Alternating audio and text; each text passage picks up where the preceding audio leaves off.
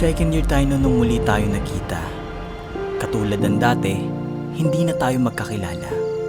At saksi ang mga lugar na to sa ating mga alaala.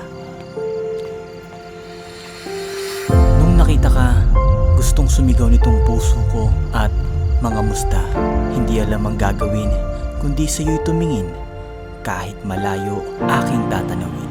Sa dulo, ako'y nananalangin na sana ikaw ay tumingin pabalik sa akin.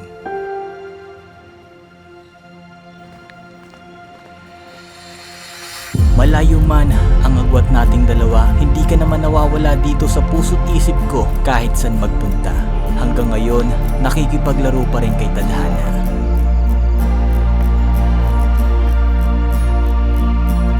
Katulad ng sinabi ko, kung hindi ka para sa akin, ay tanggap ko na.